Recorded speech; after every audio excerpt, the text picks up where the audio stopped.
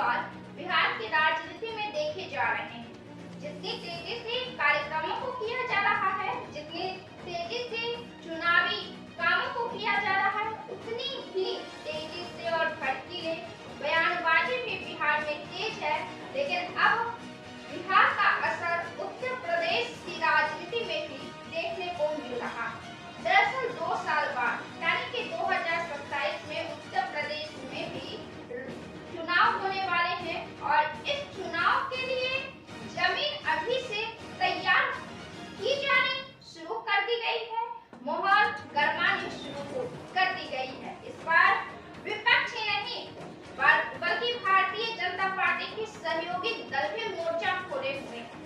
Bharatiya Janata party के सहयोगी दल भी उत्तर प्रदेश की राजनीति में अपना एक वर्चस्व और दबदबा चाहते हैं और इस वजह से एकजुट हो रहे हैं और विपक्ष तथा भाजपा सरकार के लिए यह समस्या पैदा हो सकती है। उत्तर प्रदेश में इसी का संदेश देते हुए एक कार्यक्रम किया गया। दिल्ली में हुआ है यह कार्यक्रम। दिल्ली में पिछड़े वर्गों का प्रतिनिधित्व करने का दावा करने वाली कई पार्टियां एक साथ आई हैं, बैठक की है, हुंकार भरी है और हलचलें मचा दी है पूरे देश की राजनीति में, भाजपा सरकार की राजनीति में। इस कार्यक्रम में भाजपा के कई बड़े नेता उपस्थित रहे जिन्हें निमंत्रण दिया गया।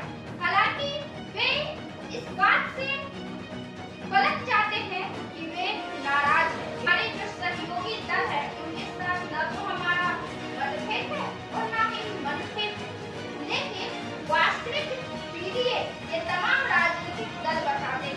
उत्तर प्रदेश की राजनीति में अखिलेश यादव की पार्टी समाजवादी पार्टी है और अखिलेश यादव पीडीए का दावा करते हैं, लेकिन अब ये सहयोगी दल पीडीए का वास्तविक हकदार खुद को बताते हैं।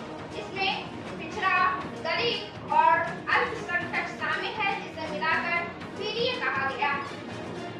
बुधवार को तालकटोरा स्टेडियम में जाट, राजभर, निस्तार और पटेल समुदायों का प्रतिनिधित्व करने वाले 4 दलों ने भाजपा और विपक्ष दोनों का ध्यान खींचा है और दोनों के लिए कहीं न कहीं चुनौती पेश कर दी है।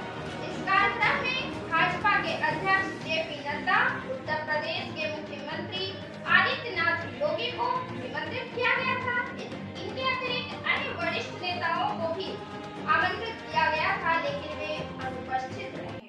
निषाद पार्टी के नेताओं ने यह भी कहा कि कार्यक्रम दिल्ली में उनकी पार्टी के 10वें स्थापना दिवस के मौके पर आयोजित किया गया था, इसलिए भारतीय जनता पार्टी के नेता अनुपस्थित थे।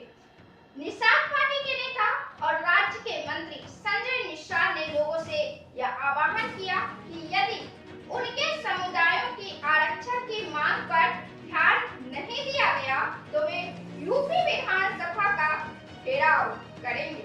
यह मांग दिल्ली से लेकर लखनऊ तक की राजनीति में हलचलें और भूचाल ला दिया। संजय निषाद ने द इंडियन एक्सप्रेस को यह जानकारी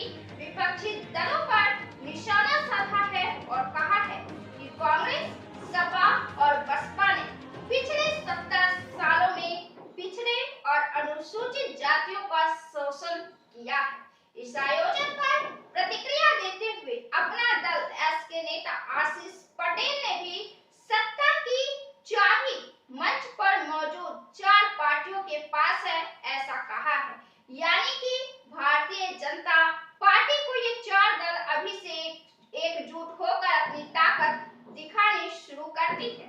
उन्होंने कहा कि आज असली पीढ़ी इस मंच पर मौजूद है। राष्ट्रीय लोकदल, सुभाष-सपा, निषाद पार्टी और अपना दल, सत्ता की चाबी इन 4 पार्टियों के पास है। यूपी भाजपा के प्रवक्ता राकेश त्रिपाठी ने इन तमाम मतभेदों को खारिज किया है।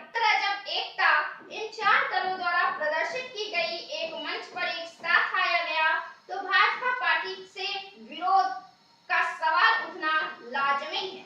ऐसे में यूपी भाजपा के प्रवक्ता राकेश त्रिपाठी ने इस तरह की खबरों को खारिज किया है और उन्होंने कहा है कि सहयोगियों के बीच, सहयोगियों के साथ भारतीय जनता पार्टी का न तो किसी तरह का कोई मतभेद है और न ही किसी तरह का कोई मनभेद है। दरअसल तमाम भारतीय जनता पार्टी के नेता अनुपस्थित इस वजह से हुए कि उपराष्ट्रपति का चुनाव होने वाला है और इसी वजह से वे उपस्थित नहीं हो सके।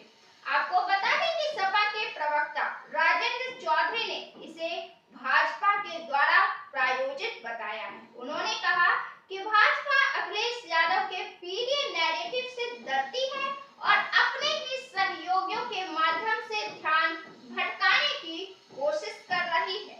हालांकि उनके सहयोगी दल चाहे जो भी हो, लेकिन जिस तरीके से 4 दलों ने एकता प्रदर्शित की है वह कहीं न कहीं उन 4 दलों के द्वारा पीरियड के मजबूत संदेश को कायम करने की कोशिश करती है, जिसका सबसे बड़ा नुकसान अखिलेश यादव को तो होने ही वाला है।